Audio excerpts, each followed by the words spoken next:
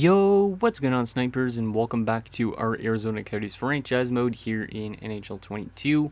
So in last episode, we took on the Nashville Predators in the first round of the playoffs, and we managed to beat them in only 5 games, which is nice. As you can see here, we won game 1 in overtime, so it was a close game. Then we lost 4-1, and I was kind of concerned a bit, so we made some line adjustments, and then we won 7-4, 5-1, and then 6-2, so our offense was really good. And now we're going to be taking on Colorado in round 2. Now, what's interesting about this, and other than Stefan Pettersson being in Colorado, I completely forgot, though, that we made our trade the last offseason, and we brought in Cale Makar, and we got rid of a couple of former players of ours to Colorado. So they brought in Emilio Redmond, who was signed to a 3-year deal at $4 million, so pretty good contract, I'd say, for a third-liner.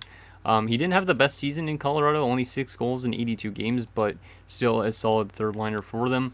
They also did get in that trade Mika Tukkanen, who's been probably the best of the two in terms of the pickups. He had his best season yet in Colorado, and he's off to a solid start in the playoffs too, so that's very interesting. And yeah, they have a pretty solid roster for the most part in this second round matchup. A lot of older veteran type of players, so I don't really know if this team's going to assimilate that well. They didn't have the best first round, I'd say, even though they'd won in 7 games.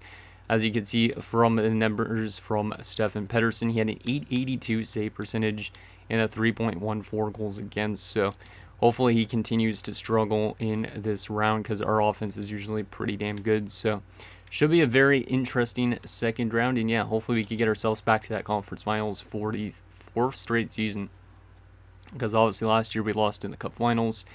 Looking to get some resurgence. The Pittsburgh Penguins already eliminated, which is interesting because they are the defending Cup champions. And yeah, Seattle's on to round 2 as well, which is interesting because they do have Jacob Chikrin, I'm pretty sure. So anyways, let's get into this second round in a second, because I also forgot to check, actually, how they did in terms of simulating in the regular season and in the playoffs in terms of their numbers. So just want to take a comparison of this. So they won our division by 2 points, which is interesting. We had much better offense. They had a little bit worse goals against in us. We had a better power play than them, and they were a little bit better on penalty kill, which is not a surprise. They had scored 9 shorthanded goals, which is a bit scary. The only thing that scares me is that they were 3-5-2 going into the playoffs, and all of a sudden they're starting to win games, so that's a little bit weird. How about their playoff numbers so far? How have they compared to us? They just probably had a really rough first round is my guess, but I don't know.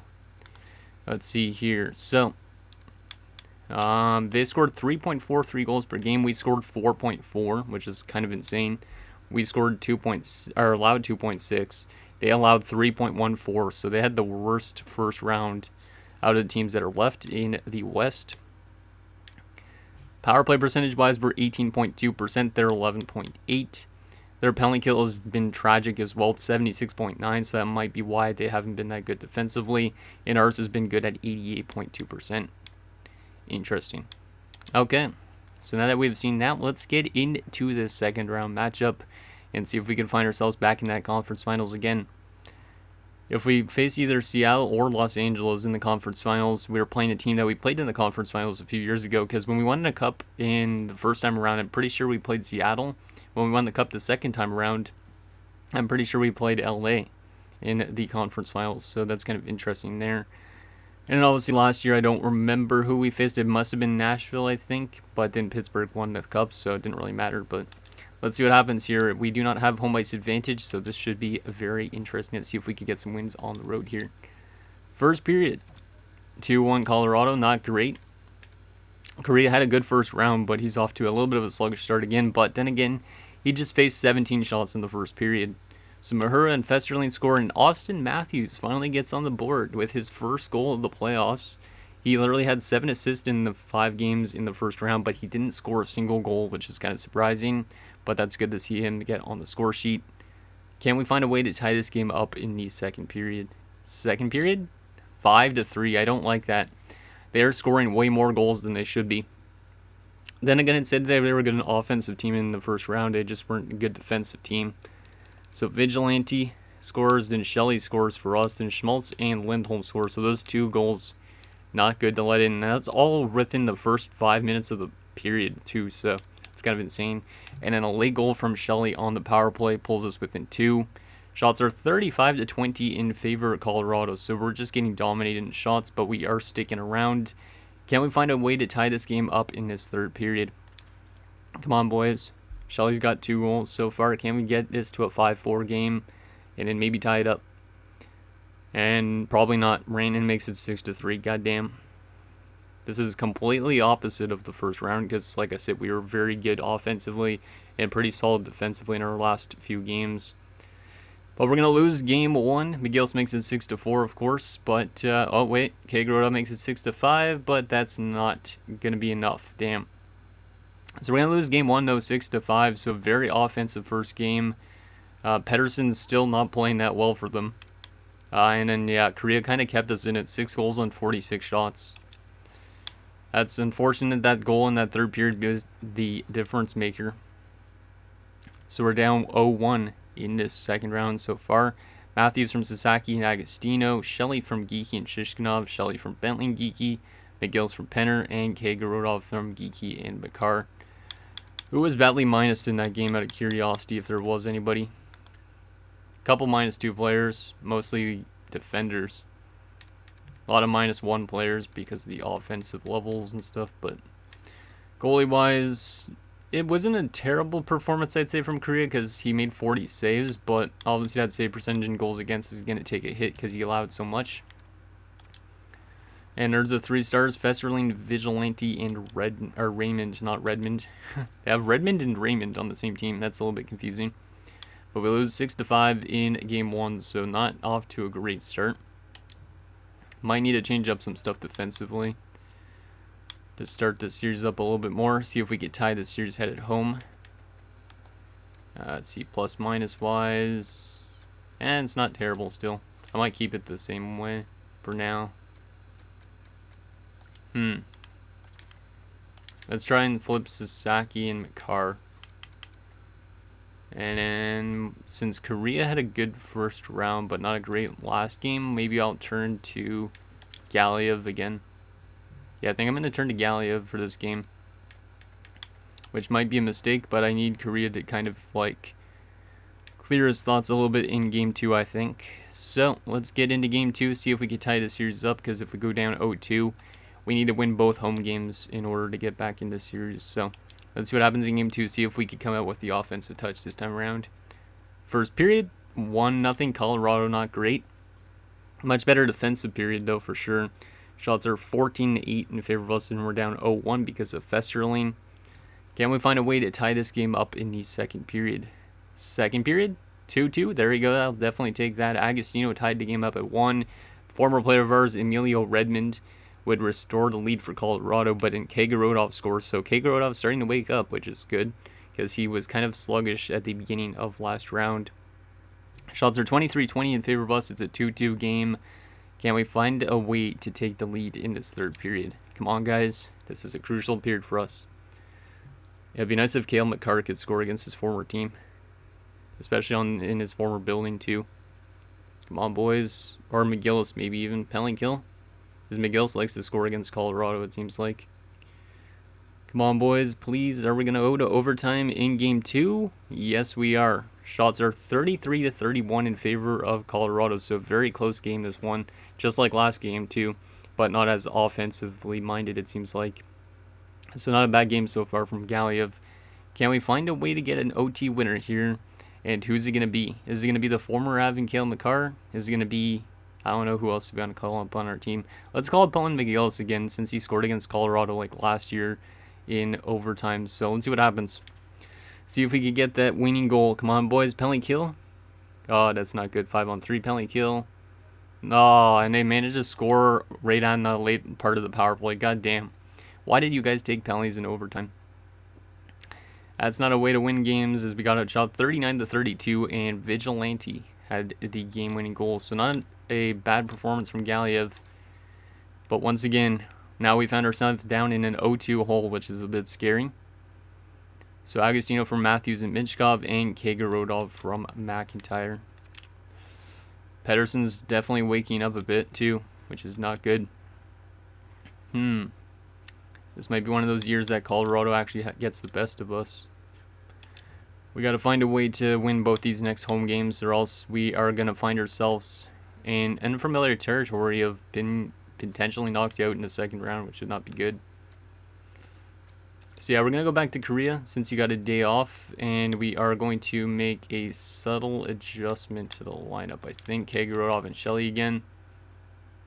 And I'm going to take Penner out of the lineup again. Do I want to give Dalmo an opportunity? Probably not because of that defensive awareness. I'm going to give Spalling an opportunity to play again, since he hasn't played since the first 2 games of round 1. We're going to go back to that lineup again. Change Burkov though with Hordichuk. And yeah, that's what we're going to do. So there's our lineup going in to a very important game 3 and 4.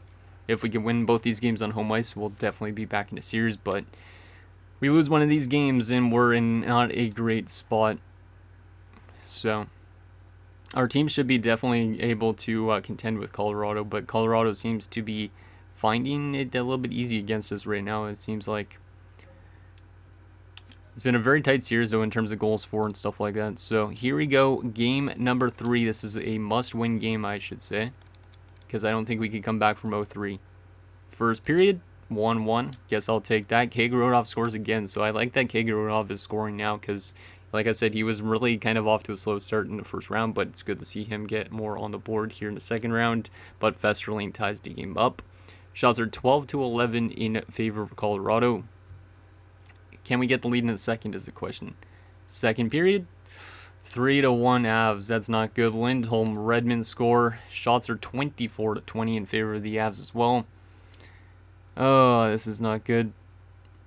We need to find a way to get back in this third period, or else we're going to be down 0-3 in the second round. And of course, it's with the team that I made a trade with last offseason. Like, who would be in this spot, though, like, if we didn't make that trade? I'm curious on that. Let's see what happens in this third period, see if we can find a way to tie this game up. Or else we're going to have to win 4 straight games against Colorado and pull off a reverse sweep, which does not happen that often. Penalty kill. Nicely done. Come on, guys, we need 2 goals here. Anybody, Agostino, Mishkov, you guys haven't really scored much goals since the first round. Penalty kill late. We killed that off. And then Smith scores an empty netter. And we lose 4-1 in game number 3. And we are very close to being swept in the second round, which is a big loss if that happens. So Kagarotov with our only goal from Geeky and Shishkinov. We have to make some rapid adjustments here. Try and find a way to get ourselves back in the series. Because I haven't been down 0-3 in a series in quite a long time with this Arizona team. What do we want to do? We could always call up Yoshimura. He's good defensive forward.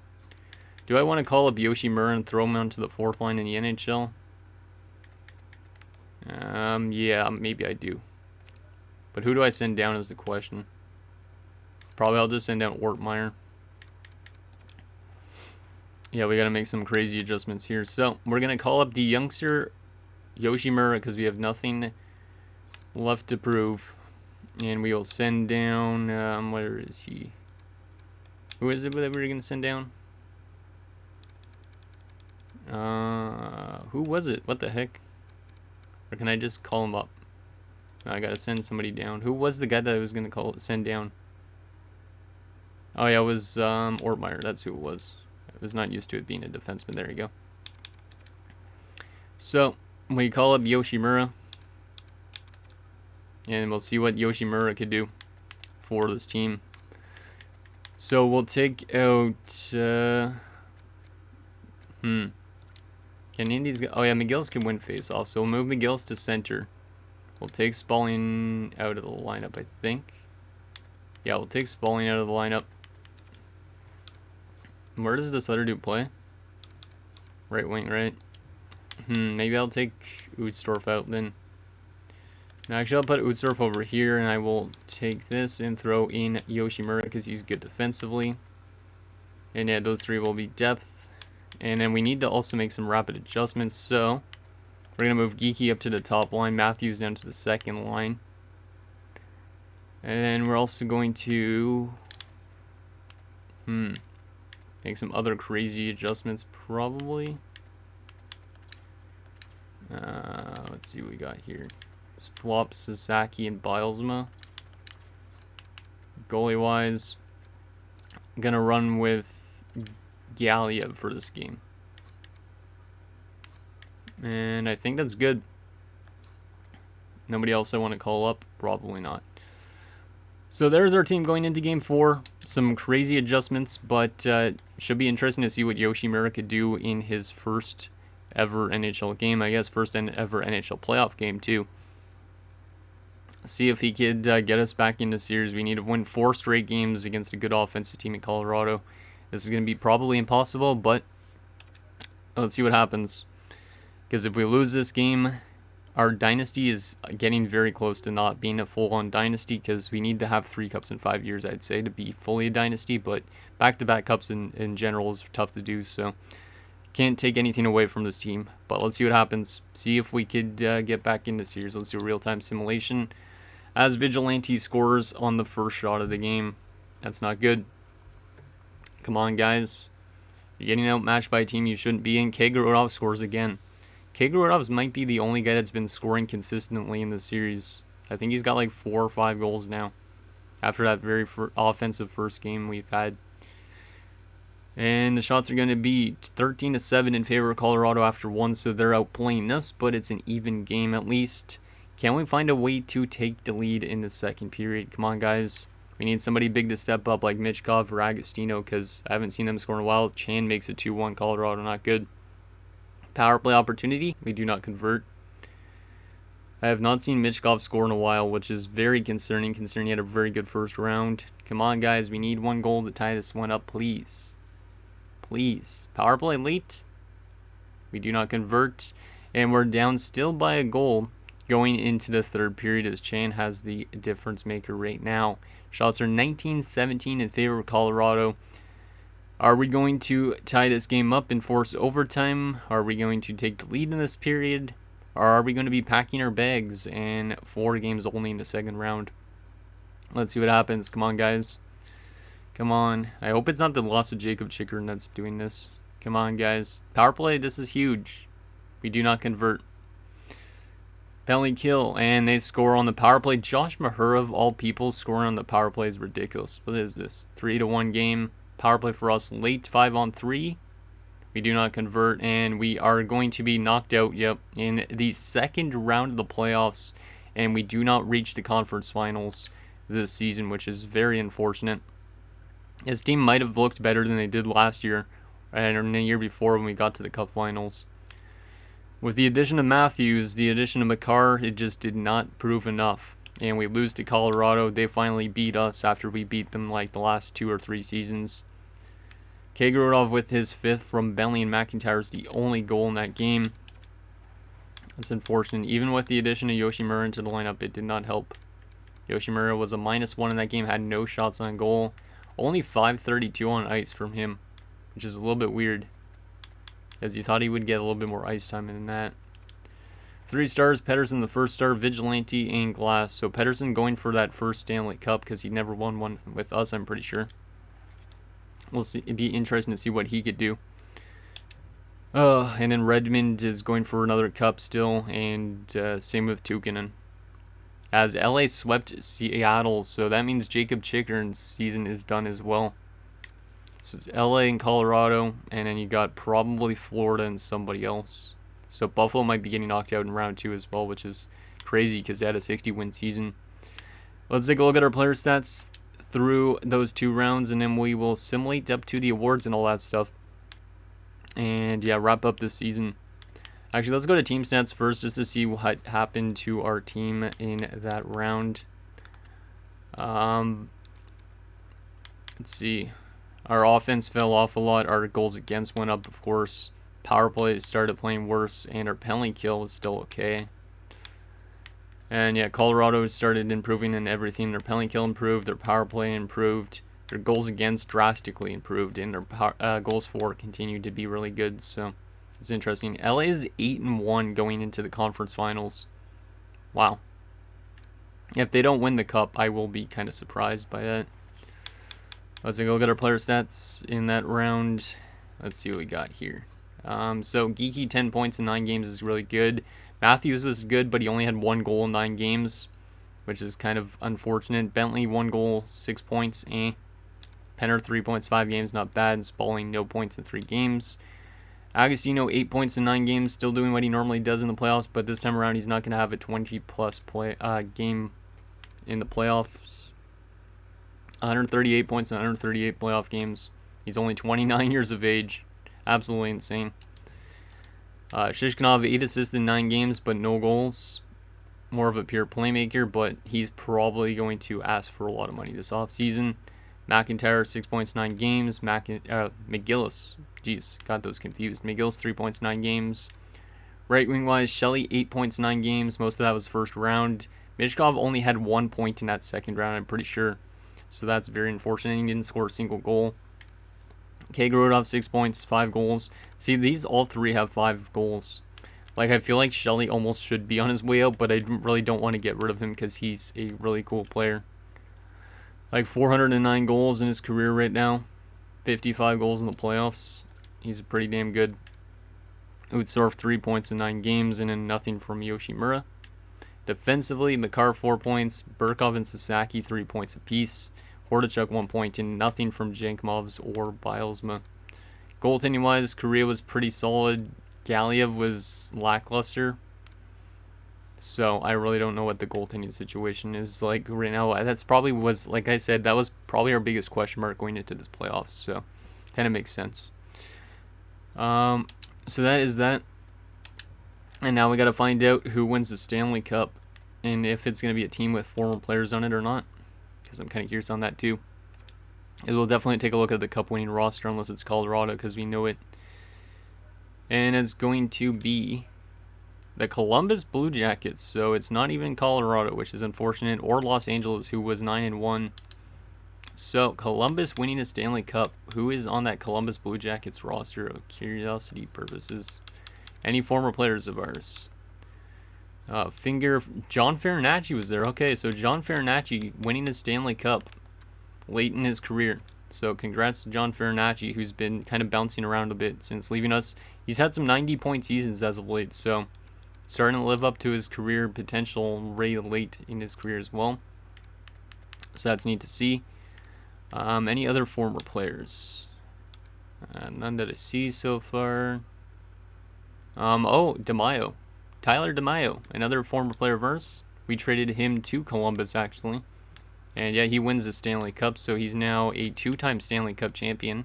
Because he won with us a few years back, I think. I'm pretty sure. Dmitris Amarukov is another former player of ours that won a Stanley Cup over there. Because he was with us for a bit. I believe we had Yul Levy for 1 year as a depth defenseman. Am I wrong? Or am I right? No, I'm wrong. I don't remember when I had him. I think I had him in some series, though. And Wilson Kosa. Interesting. Got to check in the system as well, just in case. Wait, is that Clayton Keller down there in the AHL? That it is, and he did just win a Stanley Cup. Yep, Clayton Keller wins a Stanley Cup with the Columbus Blue Jackets. That is awesome. So Clayton Keller got a cup even after leaving us, so a lot of former players of ours in Columbus, so that's actually kind of neat. Good to see that. Let's take a look at those awards and see who won some of those individual ones. Let's actually take a look at the playoff tree first. It was Colorado that went to the Cup Finals, so Pettersson, Tukinen, Redmond, those type of players all lost in the Stanley Cup Finals, but they did get to the finals, so Tukinen and Redmond have been in literally 4 straight finals, which is actually insane. So there you go on that front. Let's take a look at those awards. So Columbus, the Stanley Cup champions. Buffalo won the Presidents. Colorado and Columbus Cup Finals. There's the Agostino Art Ross, which actually Mishkov won one last year, so he's not the first as I was thinking Agostino was, but both those guys have won Art Rosses, which is awesome in the last 2 seasons. Also, Agostino's going to win a Hart, which is awesome, so he's adding some hardware to his repertoire. Byram wins the James Norris. Mishkov wins the Lady Byng for the 2nd straight season, so that's awesome. Another hardware for us. Lawton Dress wins the Calder for Philadelphia. Farabee wins the Conn Smythe for Columbus. Ramsey wins the Vezina on a surprise, and Jennings after his insane season. Cunningham wins the Masterton. Peltier for Seattle is going to win to Jack Adams. Festerling wins the Selke for Colorado. Agostino also wins the Lindsay. And Reinhardt for Edmonton is going to win the Maurice Richard. Him and Yip, actually. Interesting. So a lot of hardware for our NHL team, which is good. Nobody in the AHL, unfortunately, but that's okay. Final few things. Let's take a look at the retirements, the draft class results, and all that stuff, and wrap up the rest of the season. But yeah, hopefully we could win the cup next year, but I feel like we're going to lose a lot of players this offseason because of money demands. So Toronto's got first overall, followed by Calgary, the Rangers, Vancouver, and Carolina. Interesting. Are we going to lose anybody to retirement this year is the question. Is the big one. So let's take a look at each position first. So center-wise, Nathan MacKinnon's the best to retire. Eichel, Sebastian Aho, our former player, actually signed in Washington and played a decent season with them, but he's going to retire. He had a couple of cups with us, so best of luck in retirement there, Sebastian. Elias Lindholm retires as a finalist for the Stanley Cup, but lost. Interesting. Nick Schmaltz, a former player of ours, retires as well. Any other former players? Doesn't look like it in terms of centers, so Austin Matthews didn't retire, so I might be able to bring him back if he's relatively cheap, we'll see. But he probably won't be. Kyle Connor retires. Clayton Keller retires. So another former player, obviously, of ours, just winning the Stanley Cup. So good to see him go out on top. Kaprizov retires. Bratt. Any former players of ours down here? Braden Tracy, actually, almost forgot about him. He was with us for a bit. Lawson Krause as well. So a lot of the OG squad. Right wing wise, Marner, Yamamoto, Kapanen, Robert Thomas, Kaut. Not really any huge names in terms of the right wingers. Defensively, the best is Cale Makar, so we do lose Makar to retirement, which is unfortunate since we just traded for him, but we got a good year out of him, I'd say. 4 points in 9 games in the playoffs ain't great, but 41 and 82 is not bad for the regular season, but yeah, it's unfortunate that he retires already. That means we're definitely going to still have to try and find ourselves a good puck-moving defenseman in the offseason, because we're very defensively minded in terms of our defensemen most part. So there is Makar. Shabbat retires. McAvoy, why am I saying? Any other former players? Probably there's some, but I'm probably missing them out.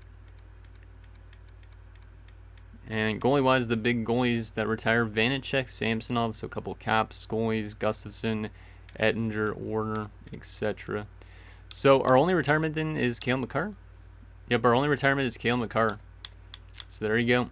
That is the retirement class. So we didn't lose Austin Matthews, which is good. We do lose Zachariah Zanetti, whoever that is for coaches. I don't know if that's our head coach or not. If it is, we'll have to find a new coach, but it might be just an alternate coach. So that is that. Final few things. Let's take a look at the draft class, since I actually haven't taken a look at that yet. Progress reports and the contract situation. That'll be it for this episode. So we are going to be drafting at probably like 27, 28, somewhere around, my guess. Doesn't look like the best draft class. Top 9. Ooh, a low elite almost, probably. 2 years out. Yeah, this guy might be our pick for sure. Then Nicholas Lynch. Yeah, this guy might be really good.